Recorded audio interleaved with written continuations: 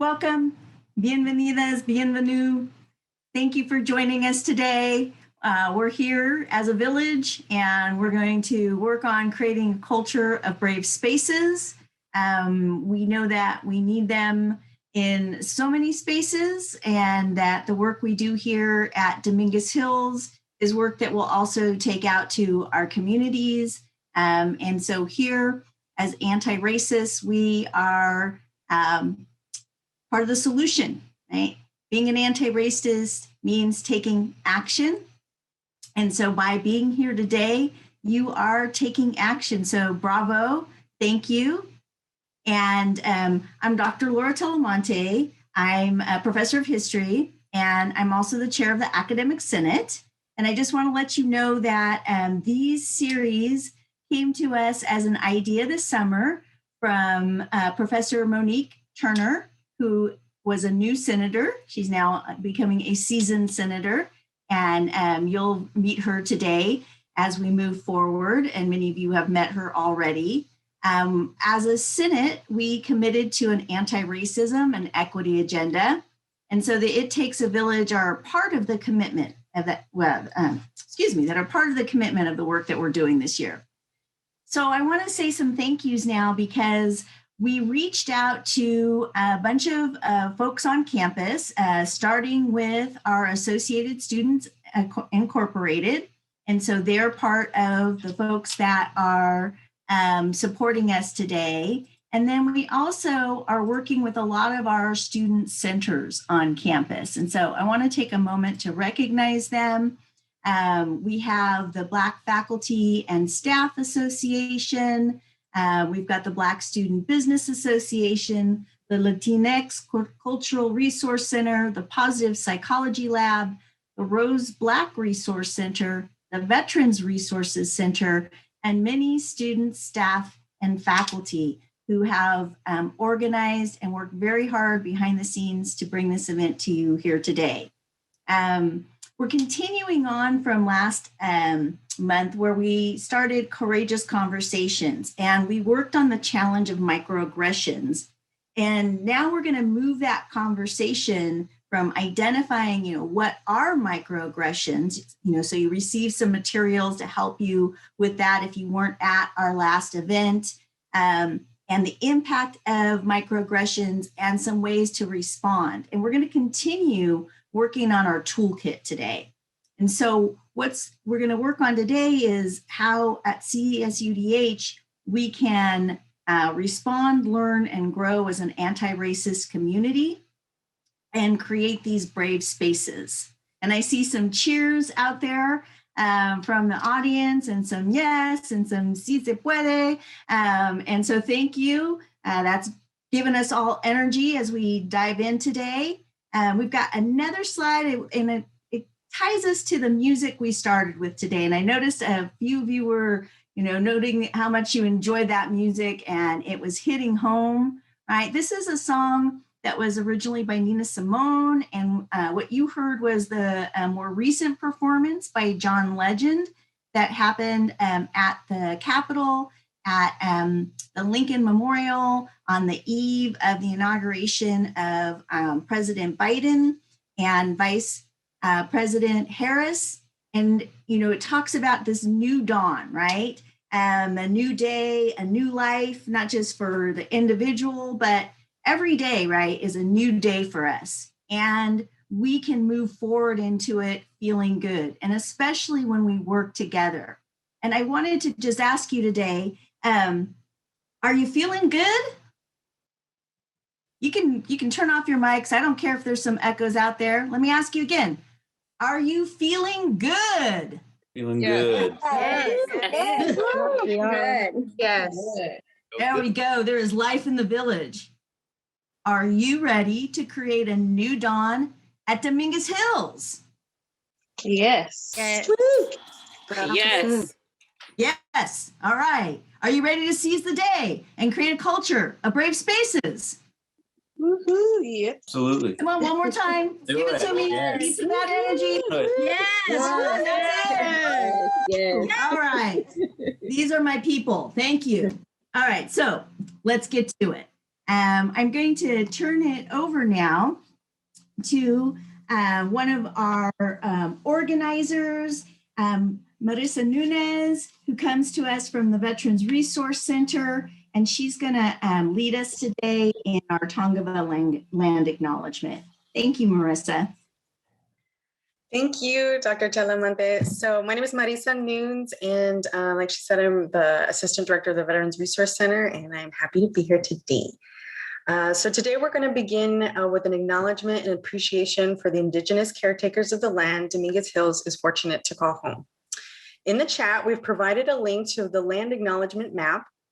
Please take a moment to enter your zip code to locate the land that you live upon and acknowledge the Indigenous territories in the chat as we join in on our land acknowledgement today.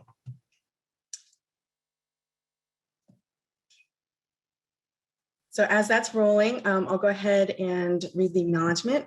We acknowledge that the land on which we are gathered here today is the home and traditional land belonging to the Tongva Nation. Today we come with respect and gratitude for the Tongva people who consider themselves the caretakers of this land. It is through their examples that we are reminded of our greater responsibility to take care of Mother Earth and to take care of each other. Thank you.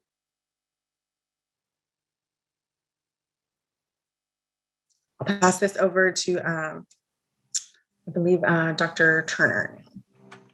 Thank you, Marissa. My name is Professor Turner, and I am a lecturer in the Department of Psychology and also the co-director of the Positive Psychology Lab, and also the non-tenure track faculty representative for the Academic Senate. And so we want to introduce the poster that was created for Student Research Day, for Student Research Conference, excuse me. And we have all the student presenters here, and we're gonna share our screen so that you guys can see the PowerPoint that we created, the poster, and I also will post the link in the chat so that you can be able to see it a little bit closer because it might not be very clear. And so we have it on the screen. Thank you, Hayel.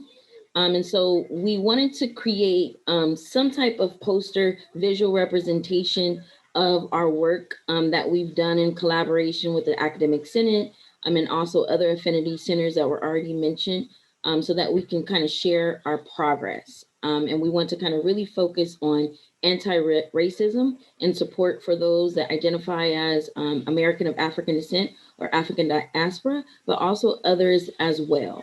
And so I will allow the students to introduce themselves and to share. Hello, everybody. My name is Karina Jaimes. I graduated from DH in May 2020 in psychology. And I worked on the background.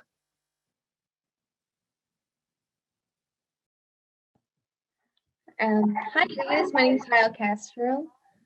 There's a bit of an echo, sorry. My name is Hayel Castro. I had also worked with along with other students and under Professor Turner and other co-directors, Dr. Freeze and Professor Barrett as well. And I'm very excited working on this with other students. And I worked on a little bit of a little bit here and there. So. Hello, everyone. My name is Diana Aguirre, and I am also part of the, I am part of the psychology, positive psychology lab, and I also worked on this poster along with these great people. And I worked on event 3 and future research. Hello, my name is Alexa Vasquez. I work with the Positive Psychology Lab under Professor Turner, Professor Barrett, and Professor Freeze.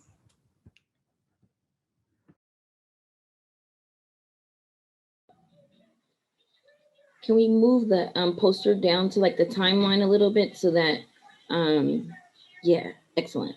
All right, thank you.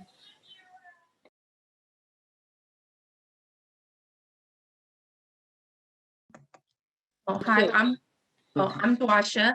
I am a psychology major here at Cal State Dominguez. I'm also part of the psychology lab, research lab for both microaggressions and thriving under Professors Barrett, Professor Freeze, and Professor Turner, and I worked on the timeline for It Takes a Village.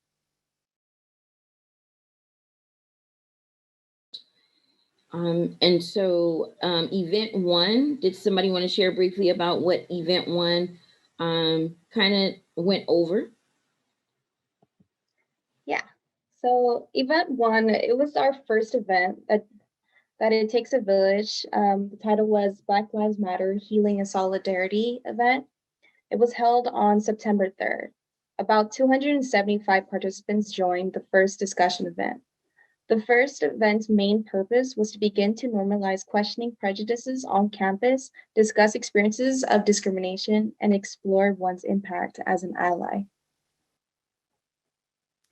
And event two, It Takes a Village, listening to the voices of the village, consisted of a 45-minute Q&A with previous student facilitators. Key takeaways from the event. Event two were the importance of being active listeners, even if one doesn't agree with what others say. If the village works together, if the village works together, we can achieve more together.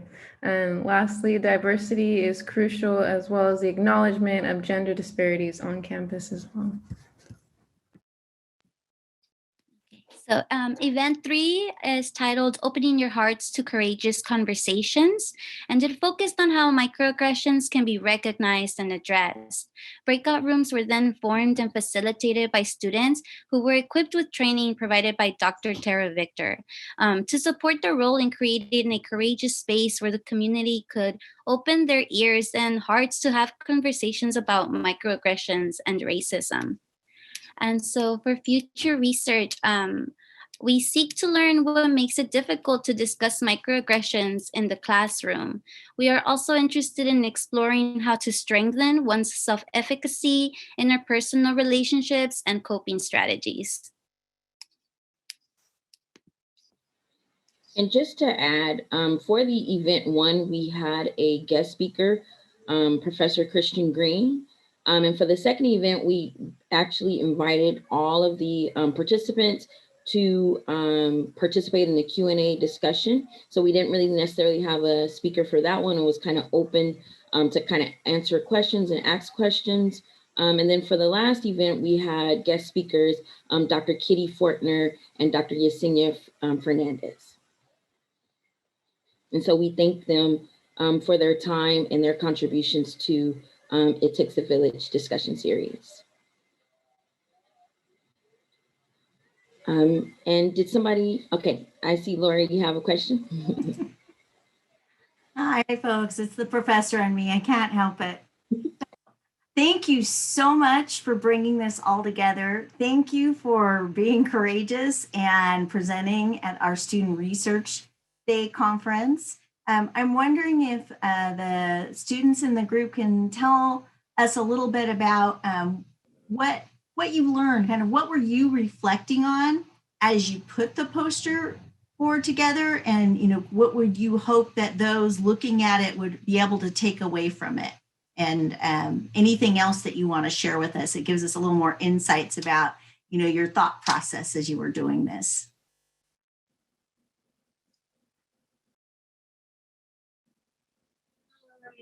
I think, for Karina, by the way, for me personally, what I take away from this poster, but just the events in general, is just how it came about. Because of the most recent events during summer 2020, and just that what I appreciate the most is that we are doing something. Professor Turner, created this series along the help of many others that have been mentioned, to actually raise awareness about it and to be proactive about it. So this isn't just a space to acknowledge what's happening and nothing being done. So that's what I really took away from this entire event. And I'm just really grateful to be a part of it. I want to echo sentiments from my fellow researcher, but also I want to just say that I worked on the timeline, but it had me look at the progression of what was happening in our environment and around us. And even though some of these events are far away from us, geological, these still affect us where we are, and we're not exempt from them in any way. And also, I want people to look at not only the poster and the timeline, but as a whole, and see that change is happening. Even if so many of us have heard now is not the time to be quiet, we can look at this timeline, we can look at this poster and see that there are people out there with voices that are similar to us, that are going through the same things or somewhat similar, and now is the time. It's always the time to speak up, and that this event that Professor Turner has put together has created that safe space for us to speak up, and it hopefully amplifies our voices and that we're not alone.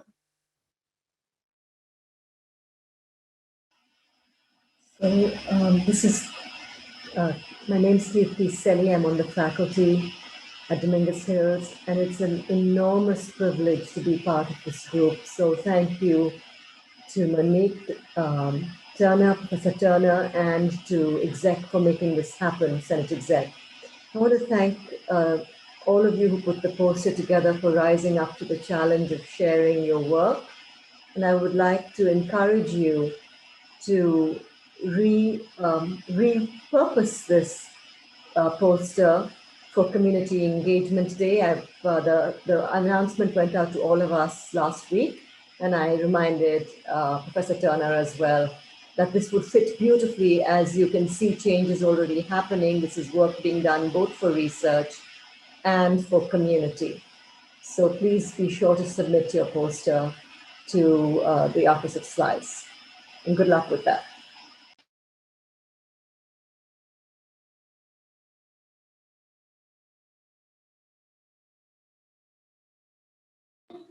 All right. Do any other students want to share about your experience or just reflection based on Dr. Talamante's question?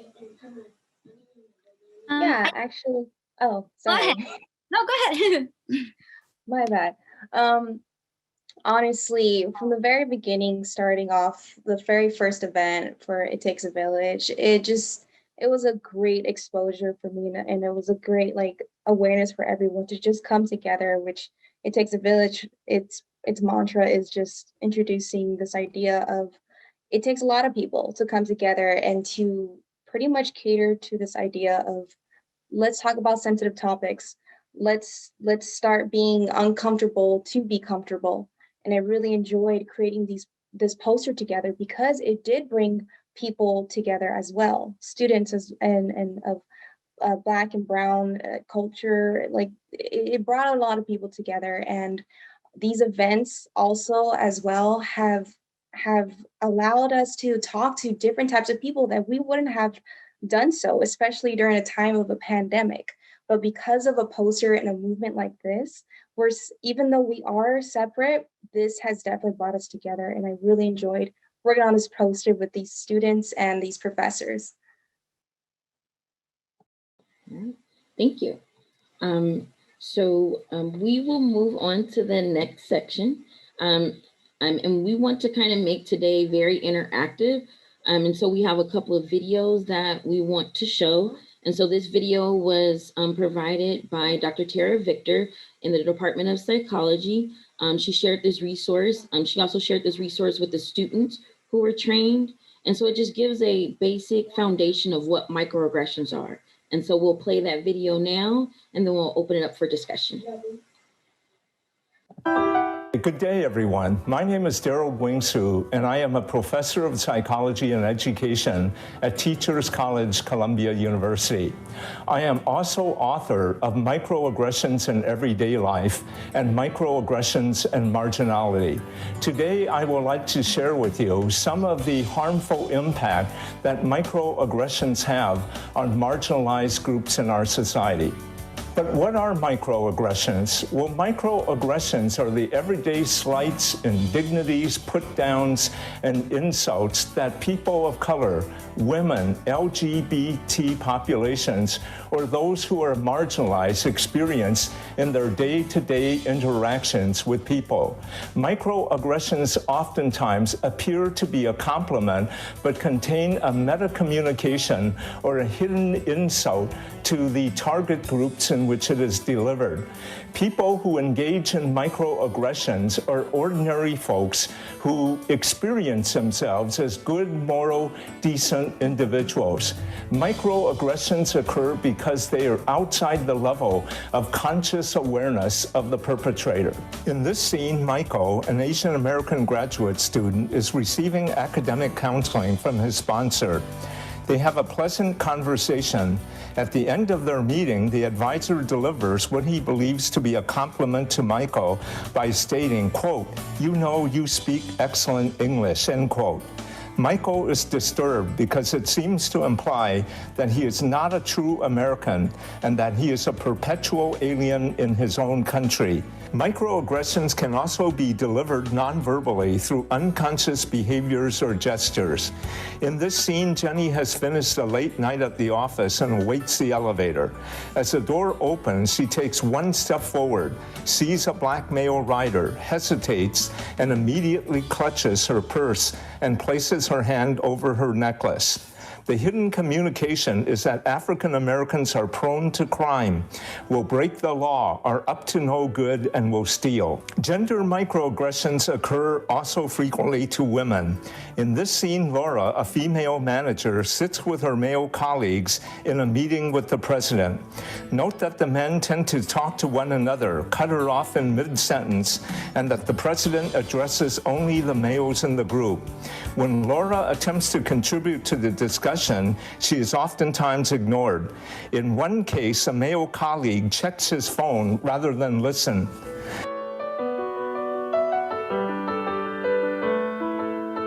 What can each and every one of us do to combat microaggressions? We need to realize that microaggressions are unconscious manifestations of a worldview of inclusion, exclusion, superiority, inferiority. Thus, our major task is to make the invisible visible. There are, in essence, 5 things that we need to do individually. First, learn from constant vigilance of your own biases and fears. Second, experiential reality is important in interacting with people who differ from you in terms of race, culture, ethnicity. Thirdly, don't be defensive. Fourthly, be open to discussing your own attitudes and biases and how they might have hurt others or in some sense revealed bias on your part. Lastly, it is very important to be an ally. Stand personally against all forms of bias and discrimination. I wrote 2 books, Microaggressions in Everyday Life and Microaggressions in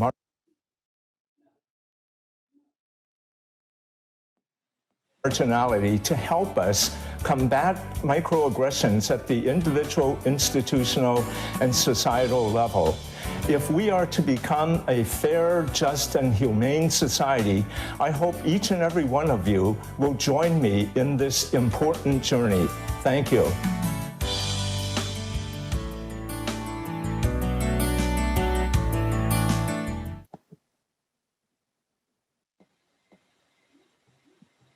So now we want to open it up for discussion. Echo.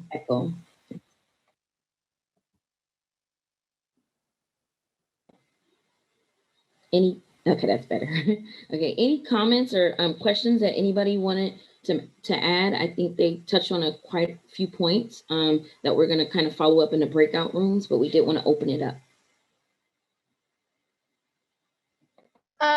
When he was talking about microaggression, it reminded me of this episode in Sex and the City where Miranda is like this really like good lawyer and she gets like a new boss and her colleagues are trying to tell her boss like, oh no, you know, this is her case. I can't take over her case.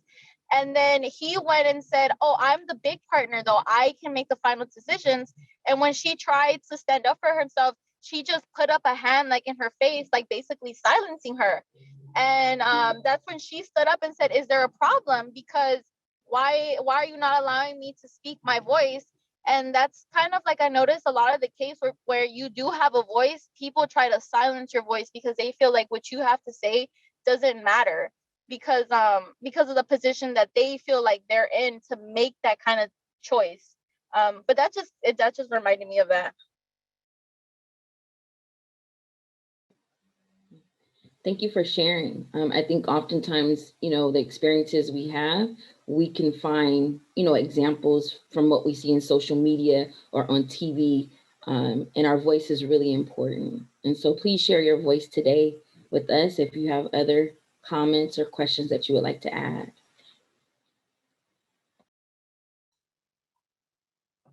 I'm going to share. I kind of came in late on the video. However, I walked in at the part where the lady, well, right before that, but I walked in at the lady, she's walking into the elevator and she sees the guy, she clenches her purse.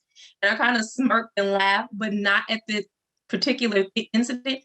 It's because I've had that happen to me so many times where I walk into an elevator with another woman, older woman, and they clench their purse. And I'm like, I didn't understand for a long time what that meant or what that was, or why would she even clench, or they would clench their purse. And honestly, it's so crazy that that's something underlying that you would think that even I, as another female, would try to attack you for your purse. And it's just crazy how those narratives are embedded in so many other people and you don't even notice them, and you just build up a resilience and a tolerance to these microaggressions. Thank you. I see Professor Aziza. Is that how you pronounce your name, your last name? That's Azizi. Thank you. Okay, thank you. Sorry about that. Thank you. First, I want to thank you and other participants for this session, very informative session. Second, I wanted to say that this microaggression is deep down in our society. It is something that we need to fight with it for a long time, I believe. My niece is a lawyer, and then it's very normal that she tells me, I didn't go to this session because this judge doesn't like the women lawyer. So I remember that it happened 6 months ago, that actually, no, before the pandemic.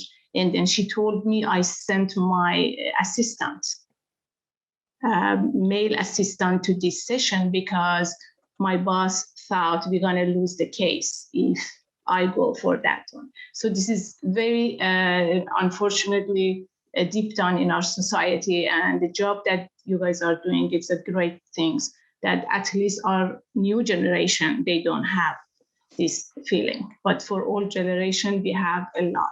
And thank you very much.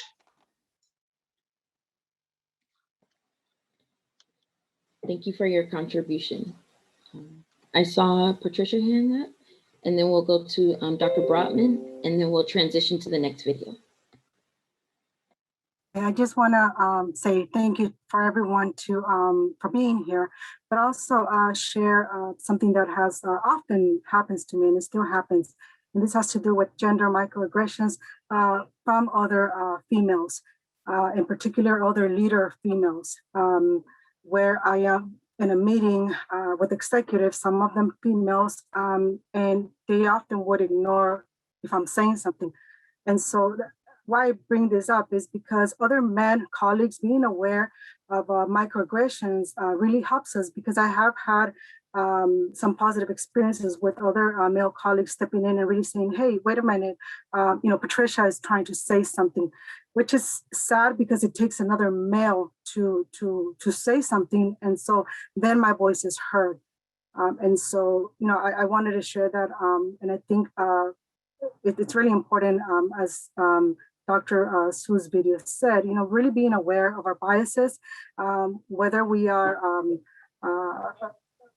the gender, it really doesn't matter. It does cross so many things. Thank you.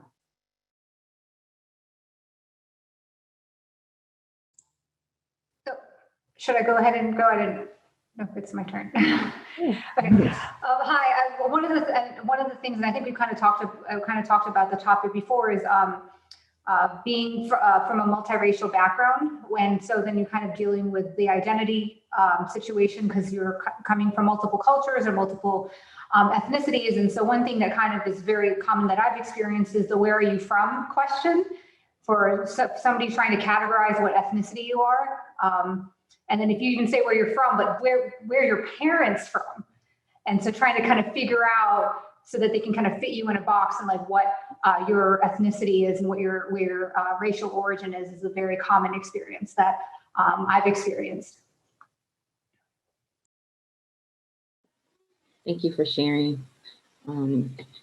I saw Jamie's hand up, so we'll go to Jamie so we don't want to leave you hanging. Hi, Professor. Hi. I just wanted to make a comment about microaggressions.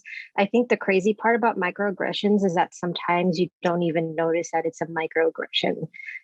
Or it could be like maybe hours when this person makes a comment, or even years afterwards, like, wait, that happened to me. Yeah, that's not okay. So, I mean, there's a lot. I think there's a lot of microaggressions that happen that you just don't realize. And then after a while, you just notice stuff as you get older, you get more experience.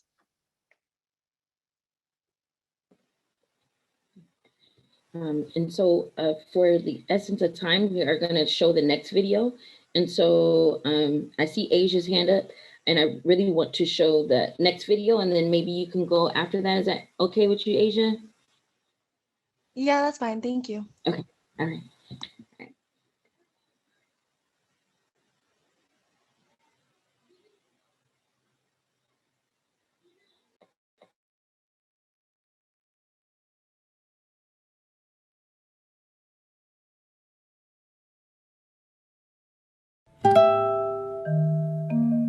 We face a different generation of racism than our parents did. Things were much more blatant, so it was easy to say, that's racist, you're racist, this is a racist institution. But we're facing things that you're like, okay, am I crazy, or did they just do this? And so it kind of, we internalize a lot. Does anyone have, y'all are, I love it, that's a dedication. This is Tanzina Vega reporting for the New York Times. At the Lowell Lecture Hall in Cambridge, crowds gathered to see I Too Am Harvard, a one-night performance put on by students who feel marginalized at the university. Does anyone actually have physical tickets in their hands? Like, people think we're just gung-ho. Like, no, there was times we didn't want to do this because it made us really like uncomfortable and have to face things and have to face people that we were not like prepared to. The play was based on a student interview project and Tumblr page, also called I Too Am Harvard. The project focuses on tiny, offhand comments, the kind that can seem innocent, but can really sting under the surface.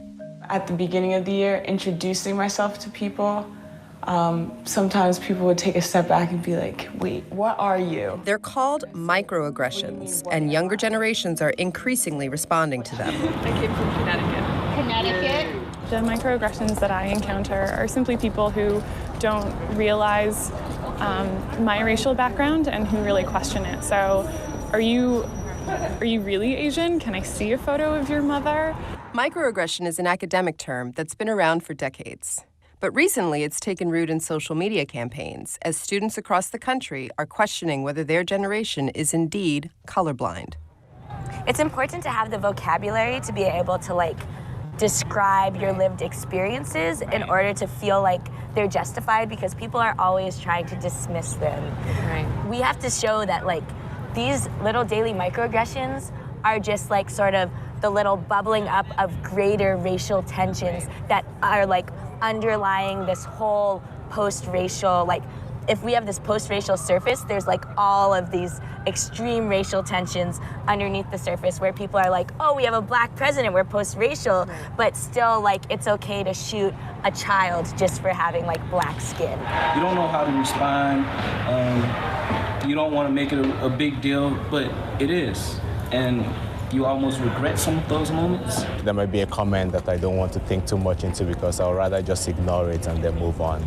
But that's why I really enjoy the play, to see those that aren't necessarily ignoring it but trying to do something about it. Why do you ignore it? Why do you ignore it when someone It's always easier to ignore. To be clear, there's a risk in calling out microaggressions. Some worry it can make a situation more uncomfortable. And critics say these student campaigns are an overreaction to unintended offenses.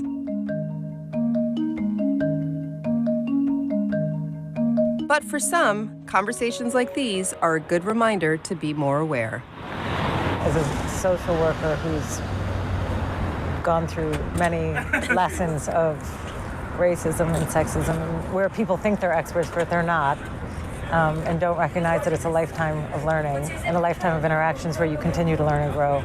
I felt like it was an enormous opportunity to be reminded once again of what's real.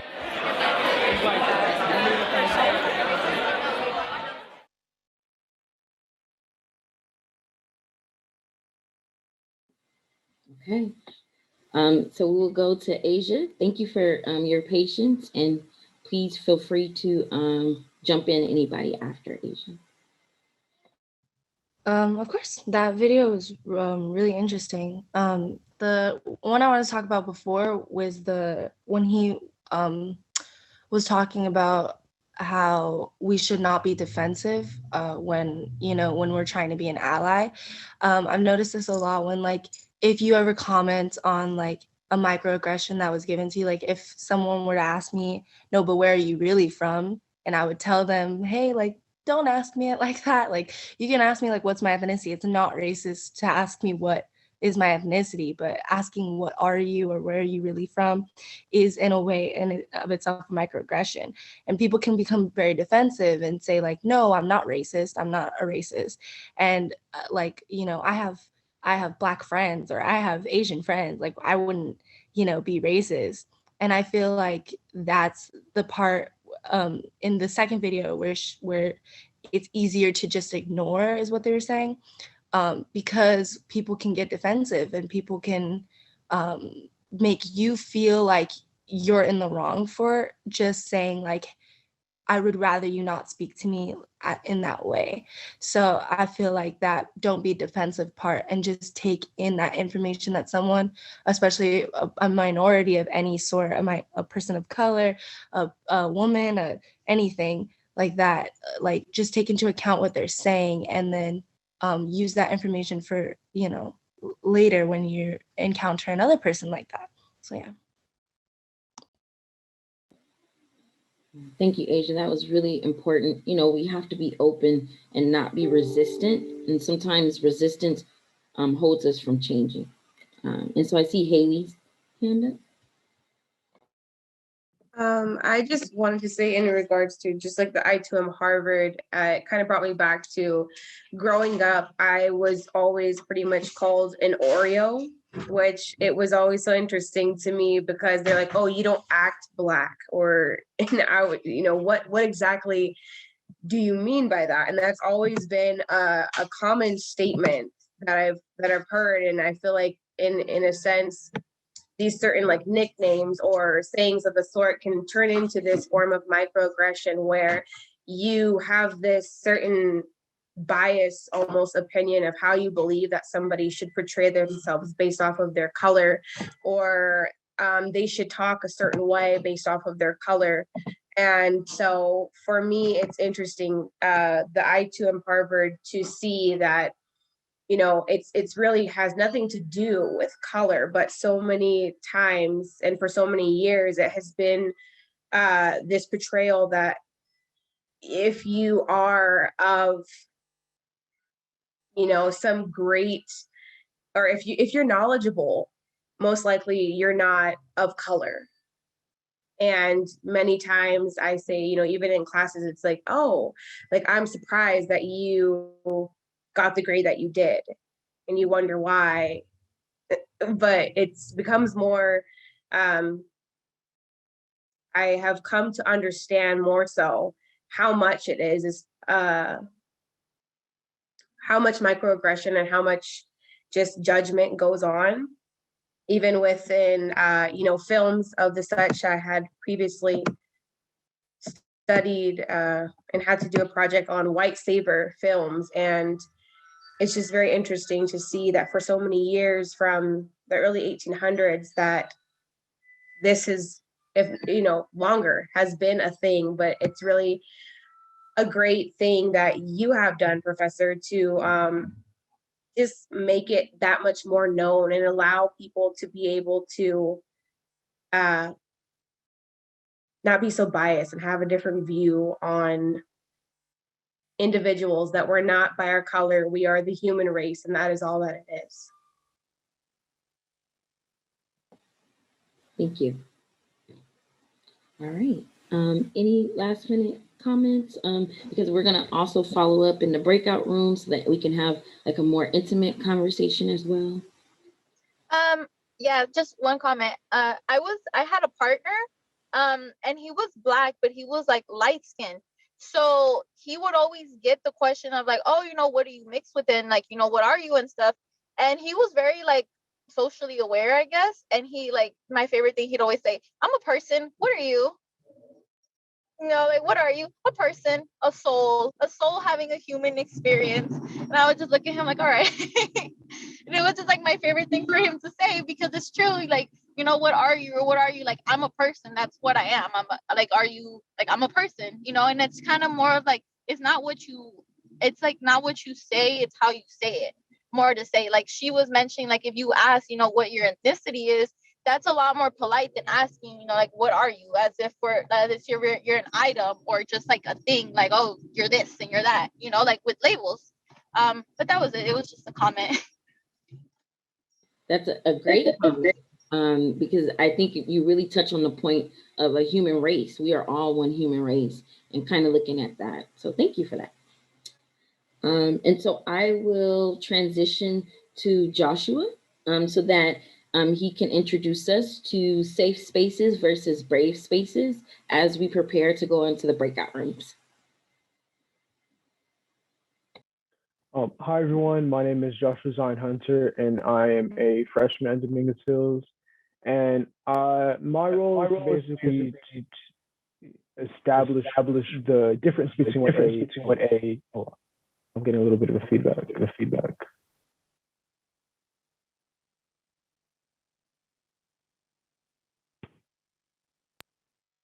Hello? I think it's better now. Okay, I think it's good now. Okay, sorry. So basically, I'm here to establish the difference between what a brave space and what a safe space is. And for those who attended the last event, or who did not, the main focus of creating to open our hearts to courageous conversations is to offer a safe space or a safe environment. And because as we know, when we're talking about microaggressions and racism, it's very difficult and uncomfortable to have these conversations. So the safe place is to basically create an environment where individuals can feel confident, so they won't be exposed to discrimination, criticism, judgment, ridicule, demeaning critiques, harassment, or any forms of emotional or physical harm. And after we establish that safe space where we have an environment to have open dialogue to hear different experiences of individuals, we can then move on to a brave space, where the primary focus of having a brave space is to allow those difficult conversations to be heard. And I'm pretty sure the sentiment can be felt with everyone else, but there are some very difficult experiences that we all had and we can share with each other to come to a sense of closure, so we can, move past, the horrible effects of racism and microaggressions and inequalities. And with that brave space, it allows us to hear those experiences and also to come together to create solutions on how we can deal with those, or at least, hear things from other people, from other different groups and ethnicities, where you can, evaluate, like, oh, I've been an aggressor, or I've been a part of those type of microaggressions, and maybe hearing that experience of how it feels from someone from that specific group, you can utilize it as when you interact with other people, a part of those groups and communities, you can better yourself into have a amicable interaction with those people. And I will pass it on to Professor Freeze.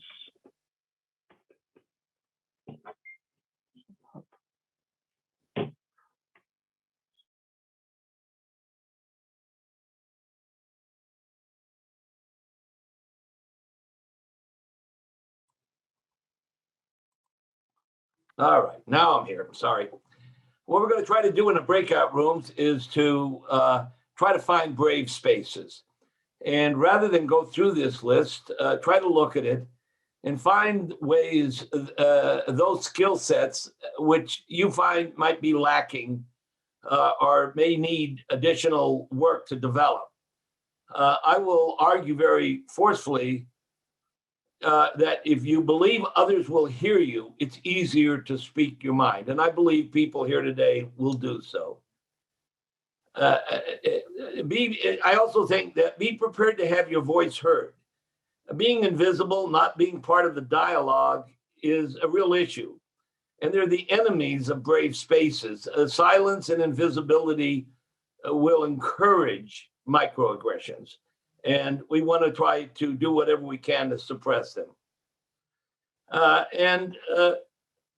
When conversations get to the point where they seem like they're difficult to go on, find a way to extend it. Find a way to reach out beyond the limits that you currently have and see if you can find challenging ways to extend them.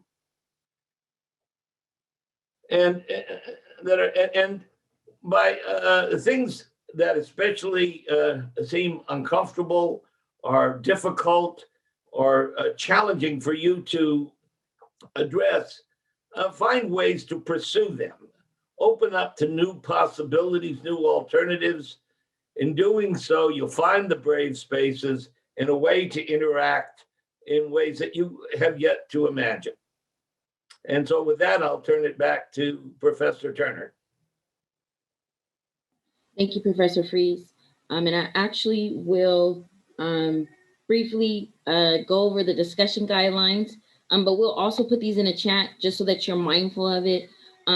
Be able to participate mindfully, be mindful of the language that we're utilizing when we're discussing, being able to speak from your own experience. So use I statements. So we also put an article in the chat, and I think Dr. Talamonte is going to go into more details about that. But you have a reference to go by. Be open to learn something new and challenge yourself, challenge others, but in a respectful, healthy way. And keep in mind that confidentiality and privacy cannot be guaranteed, but we can maintain it within our breakout room and allow yourself to grow, to learn, and to heal from these discussions. And I'll pass it over to Dr. Talamonte. Thank you so much. I just want to say that, when you registered last night, there were some documents sent to you. And so all of the facilitators, the student facilitators and the faculty and staff moderators in the room have these brief handouts. One's responding to microaggressions and bias. They give us some tools so we can think about, okay, well, how can I start this uncomfortable conversation, right? And how can others help pick up this uncomfortable conversation, listen, validate, and keep the conversation going, right? As Dr. Freeze indicated, right, in the previous slide. And then we also have a second one that walks us through, right, some of the kinds of things that we can do. And then there's, some longer readings that are being put together in our anti-racism toolkit that our student facilitator and organizer Joshua Zion Hunter has been collecting from the group. And so there will be resources for follow-up after the event. But for today, just spend a moment. Don't everybody choose room number 1 to go into. Okay, so think, okay, if we can go to that slide for a minute. If you're a student and, sorry, Hayel, if we could go back one slide, thank you. We could go, if you're a student, there are actually 9 different rooms. And Laura, sorry, this is actually the incorrect one. It's actually 10 rooms. So, yeah, I got it. Okay. Yeah, so there's 9 rooms that are for students, and the 9th room is if you are Spanish speaking and you would like to be in a room with other Spanish speaking individuals, then there is a student facilitator and a faculty moderator in room number 9. And if you are here as a faculty, staff, or administrator, room number 10 will be led by a faculty moderator where we can have these conversations about other spaces on campus that we inhabit. If you are a faculty member or staff or administrator who wants to be in a student room, that's okay. But just please know that these are student spaces to help our students have that opportunity to create their own brave spaces.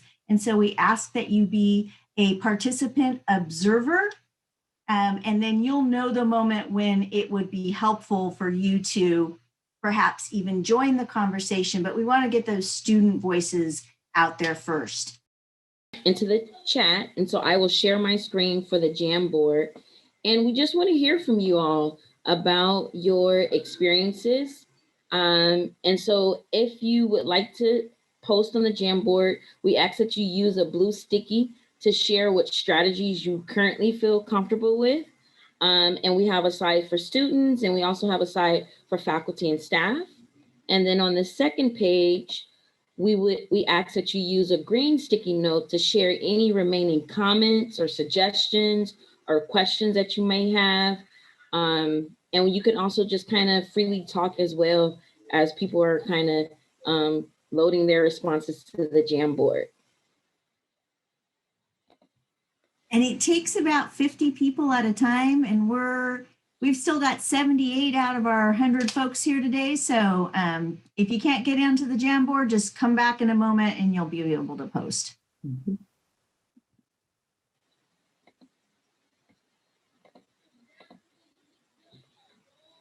It's view only. It shouldn't be. Let me see. Let me look at it quickly. You should be able to edit it. While Monique is editing, go ahead if you would like to talk about what was happening in your room, some strategies that you feel more comfortable with, or any other kinds of comments, questions, or suggestions. I'm going to start with Diana because she came back from the breakout room like in mid-sentence. And so I know she has something to say. If that's all right, Diana. Yeah, that's okay.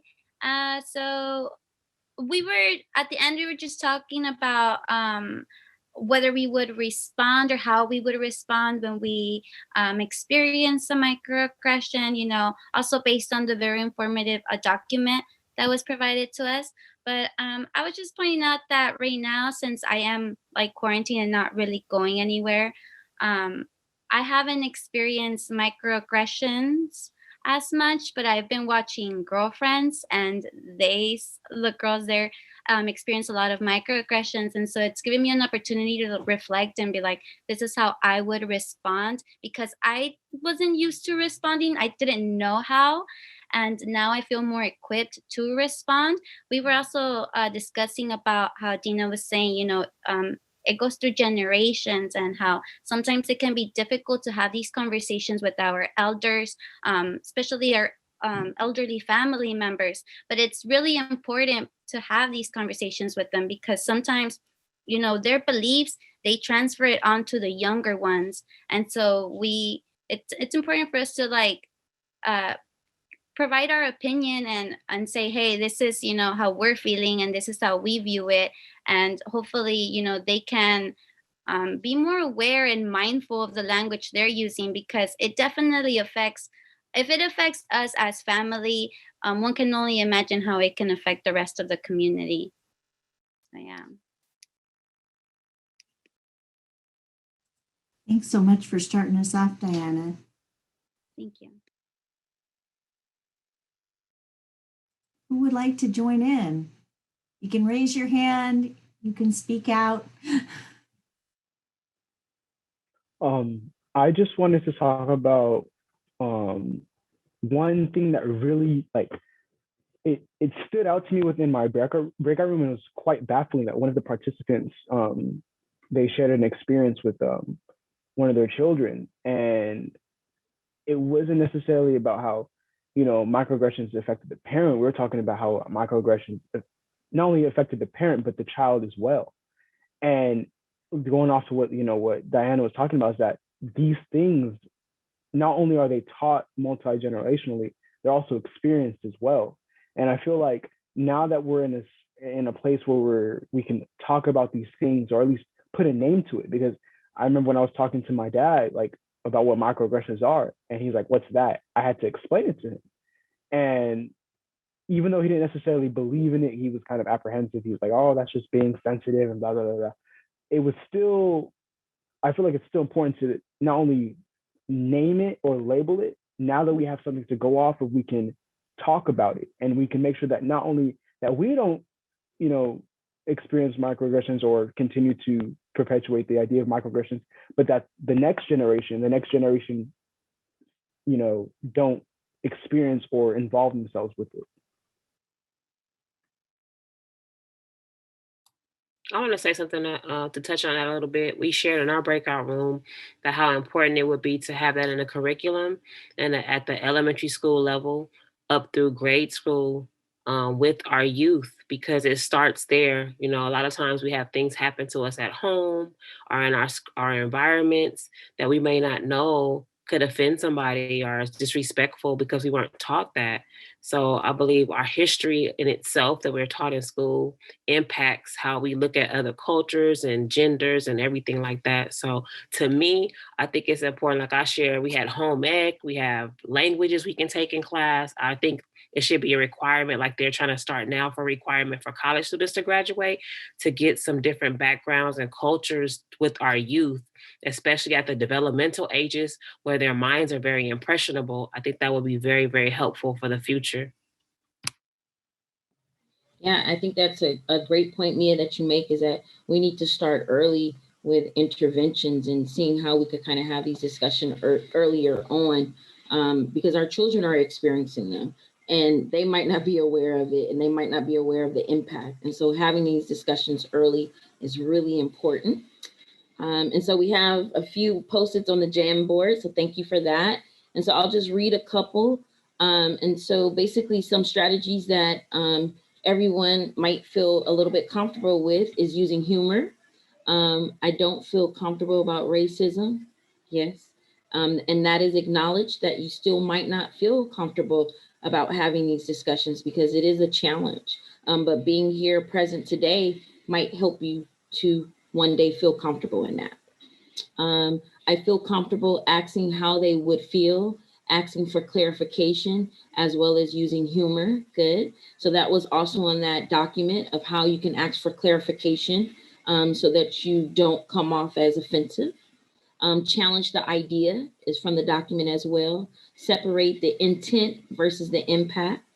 And then from faculty and staff, we have, I am honored to be in a community with faculty and staff on this campus who want to learn how to make an impact and grow together. This is about inclusive excellence, and I can agree even more. I think we are in a great university to be able to kind of practice these different strategies. Sharing my own process in the service of learning and growing together.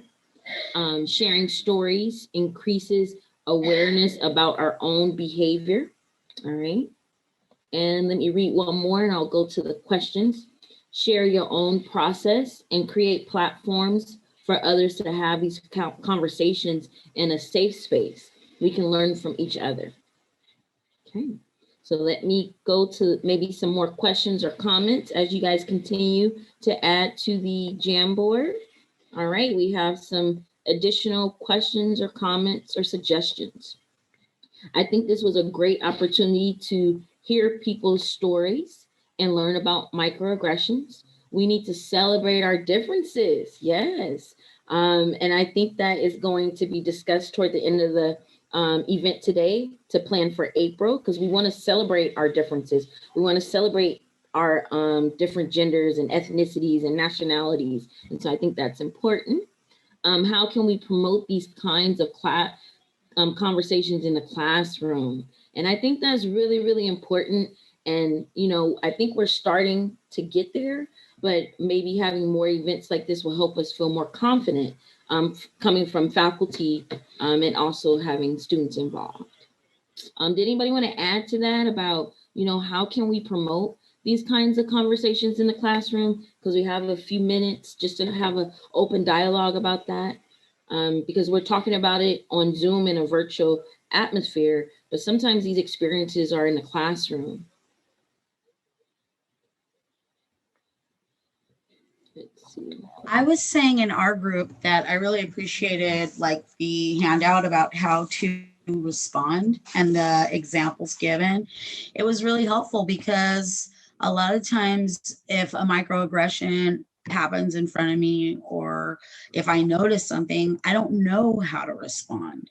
I don't know, like, and so I like freeze up. And, you know, it's so interesting because now that I'm learning all about this topic, I'm very passionate about it. And I want to help others learn too.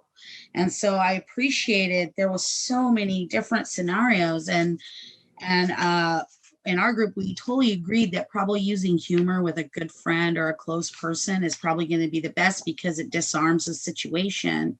Because like Professor Freese said, you know, don't be defensive. Like when you throw your defenses up, and I've been guilty of that. I'm sure every person in here has been guilty of that. You know, then there's like a wall and it's hard to break through. And so try to remain flexible and open-minded and look at every human as an individual, not by any grouping at all. You know, that's at least what I try to teach my kids. Yeah, thank you for that, Dina. I think you bring up a really good point about being open-minded and open to that process. And I know sometimes age or either other factors might get in the way of being open because we might feel we know a lot or we have our different degrees and we know a lot. But sometimes we can be open to learn. And I know my grandmother used to tell me, you know, you're once adult, but you're twice a child. And so you could kind of take that along, is that whatever environment that you're in, you can always learn something. Do others have any other comments or anything they want to kind of add about that question? I'll read another one. Go ahead, Haley. Just to kind of tag on what Ms. Dina had said, you know, it's interesting that, you know, when you're unaware of the microaggression or how to engage in the conversation, it's kind of that feeling of just how I had put is that you have to just assume that you're going to be heard and know already that there's possibly going to be mixed emotions and opinions based off of what you're saying. But that in itself is going to bring awareness to what is going on. And it may create a little bit of like shaky situations, but that is how we are going to break through what has been created over multiple decades. Monique? Yes. Go ahead. I can't see everybody. I just see like 4 people. So keep me here. Okay. I'd like to tie this to the question on, you know, some of this happens in the classroom and how do we deal with it? And I've always thought about creating safe spaces, but it wasn't until today that and listening to Joshua speak, that I have also been thinking about creating brave spaces. I know that I have been doing that without having the language to call them brave spaces, because we want to foster conversation about difficult topics, and they can often be set aside and apart from, but often be integrated into all of our curriculum. So, you know, I'm thinking about an example from 4 years, you know, a long time ago in Europe, and they had an all-white employee photograph they used that had to be then they photoshopped it to include a person of color, which was perhaps the worst thing they could have done. But so there's an example of something we can talk about in the context of marketing, but there's so many others, and also in the context of our students' lived experiences as consumers, as students, as professionals, as humans.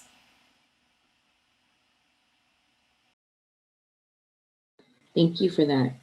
I think you make a really good point about addressing the curriculum, because we do have a sense of freedom in the books that we choose, the readings and the articles that we choose. So I think that is a great comment. And so I'm going to go to Karina because I saw your hand up, and then Patricia, you can go after Karina.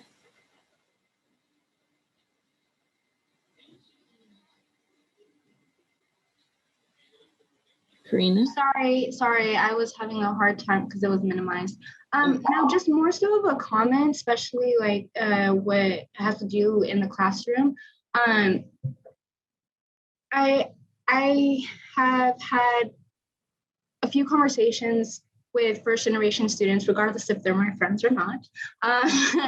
And just kind of understanding some that come from Latinx community and their culture about kind of, you don't really question the authority or who may have the role of being in charge. So a lot of the times in the classroom, you tend not to challenge the ideas and you take what's being said. And I just wanted to kind of, since we have this space, to really just state like, it's okay to challenge your professors. It's okay to also just address them in a respect, if it's a respecting, because a lot of times it could be a respecting in your culture. You can approach any authority in that moment respectfully and still get your point across. You still deserve to be heard. So I just really wanted to just emphasize that. Because I think it's really important. You're not, we're in college to be challenged and to challenge ideas. So yeah.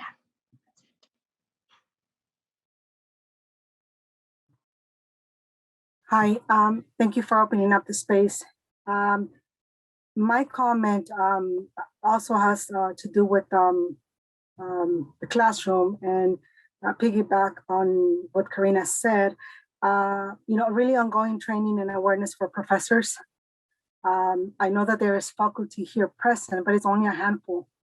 And although, yes, you can challenge your professor, culturally, it's very difficult. And so really, celebrating those differences that not all of us are gonna be willing to challenge, because culturally that's just not what we do, and that's okay. There's nothing wrong with that. And so really I think to address this will be more ongoing training, and not just for the people that are here, because obviously the people that are here care about this and are making the change, but for the rest of the faculty and not just a handful. Thank you. Yes, Patricia, you bring up a great point. Because when we had our first event, we had about 300 people. We went to the second event and went down. And now for this event, we're about 100. I think it was 112 registered, and we had about a little under 100. And I think you make an important point about being present in faculty and also students. And I see maybe more students in faculty, but faculty being involved and taking that additional effort and time. And so just know that your comment is heard and it's being worked on. And we're trying to see how we can invite more faculty in, because if we don't have faculty and we have a classroom of students, we can have no change. And so we need both a part of the community. And so thank you for bringing that up. I don't know where the Jamboard went, but hi everybody, I'm Alicia. I totally forgot there's like a bunch of people here.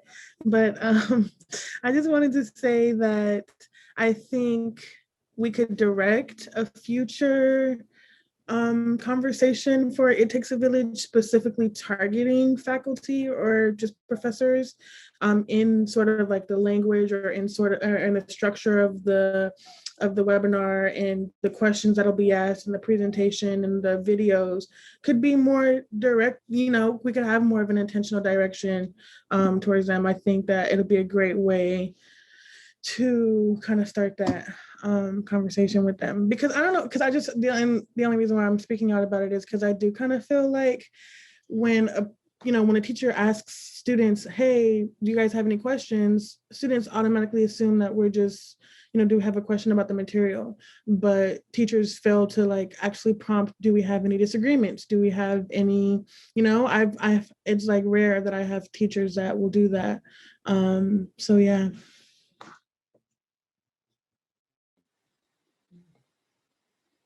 And I wanted to ask a follow-up question, Alicia, about the disagreement piece. Are you referring to like the disagreement that you might have with faculty or a disagreement in the classroom with other peers? Can you just say a little bit more? Really, when I said that, I was thinking about, because I know that a lot of times professors will lecture on the material. So I really was just talking about the material, but like they'll lecture on the material and then maybe give their interpretation, right, of what we're talking about, which is all knowledge. It's all just interpretation. But I think that students should feel more comfortable kind of challenging professors in their, like what Karina was saying, just and but also in what they're teaching. And like I remember at the very last, this is a little bit of a tangent, but at the very last Black Lives Matter event, one of the professors was talking about how she's biased in some of the material that she teaches. You know, I had a professor who taught us about history, and I didn't learn anything about slavery, which I was upset about, and I didn't know how to approach him about that. So just like, you know, disagreeing in that way. Thank you for providing that clarification. And I definitely agree that it should be an open classroom, right? An open culture policy that you can ask questions and follow up on them. So thank you for that. How about others? I know we have maybe one more minute and I'll pass over to Dr. Talamonte. Any last minute comments? I'm so grateful for you all today. I just want to let you guys know this. It really feels like we kind of went deeper today. And I appreciate that.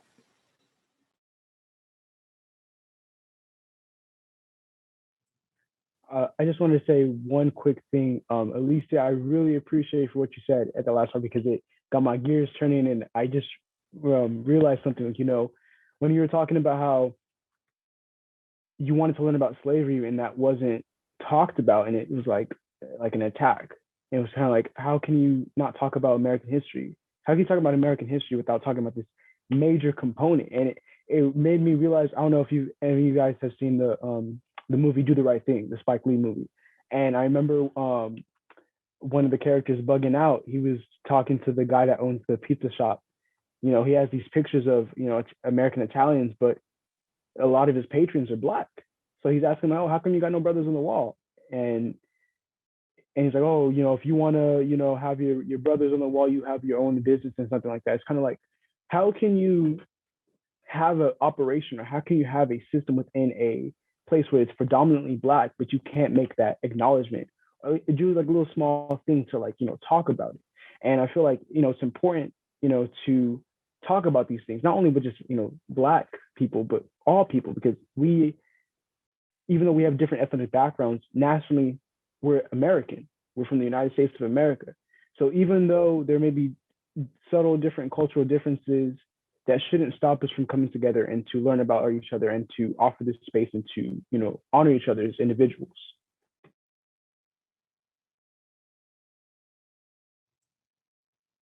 Thank you so much, Joshua Zion. I think it's very powerful, right? When we take the time to question and see what's missing, right? As well as what's included when we're thinking about diversity, equity, and inclusion.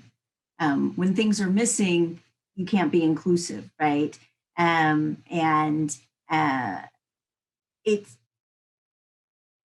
just really struck by the depth, as Professor Turner was saying here, right? Is that each of these events have allowed us to dig deeper. And I want everybody here to know too, that when we debrief, part of what we take away is, what did people say they needed? And so after the last event, people said, we need more tools, right? We want to know more and be able to have the ability to address microaggressions now that we know more about them. And some people knew more than others. Some people knew what they were without necessarily being able to name them. Others of us, like myself, I knew what they were, but the impact, I actually understood it better, right? As a result of being in this space and learning from others, including my fellow faculty members who are part of this, but also staff and also students, right? And I really want to just also say thank you to our administrators who are here today. because that was one of the requests that came out of the last debrief from It Takes a Village, right? We need to all be in these spaces, and this is one space, but we need others, right? We need to keep creating the spaces, and we need to use the spaces we already have. And so know that we're all listening today, a future event that can focus on how to make classrooms more equitable and inclusive, right? So that it is an environment where people can feel more comfortable to question. And when they see themselves not reflected, right, in the syllabus, in the readings. I want to thank Dr. Kitty Fortner and Dr. Yesenia Fernandez for our last It Takes a Village, where Dr. Fernandez talked about how she began to realize, well, she had a lot about Latinx communities in her readings, but she didn't have a lot about African-American, right, or African diaspora, Black students and folks in the larger community in the reading. So, we all learn. And as professors, we stay in the university because that's something we love, not only to give knowledge to others, but to continue to gain knowledge, right? And so we're strengthening our toolkit when we participate in these. So thank you. Know that your voices matter and that they are heard, and that we take these messages out of this space into the other spaces that we occupy to help continue to make a difference. I'm just going to spend a short moment here on thanking a few people. So Dr. Tara Victor and graduate students Anahi Gomez and Lemore Vink have spent extra time creating a co-curricular, right, experiential learning for our student facilitators, who have just done a fantastic job. So please give it up for Dr. Victor, for Anahi, for Lemore, and for all of our student facilitators today and in all the events. You can make some noise. Woo! Go off, come on. Yeah. Yeah. This is real. This is live. It is not just a recording. Okay. And then I also want to thank Kara Furman and Fidel Garcia, who have been our technical support, who have helped us to learn a lot about how you do this on Zoom. And Fidel and I had a great chat while you guys were in your breakout rooms. And one of the things we realized is that, even when we can go back to campus, this is the space for these kinds of events, because we don't have to, worry, did we get a room? Do we have breakout rooms? Can we get a reservation, right? There's space for the village here. And so we can continue this in the future. I also want to thank Hayel Castro, who was not only a student facilitator today, but also took on extra skills today. She helped with the PowerPoint, and then she ran the power. She's our AV, right? Our AV tech person, our audio visual person. She ran the PowerPoint. She ran the music. She dealt with the tech things that always happen, right? And she did it with grace, and she did it with skill. And she got us those wonderful videos up and running so we could all see and hear them. So again, make some more noise in the village.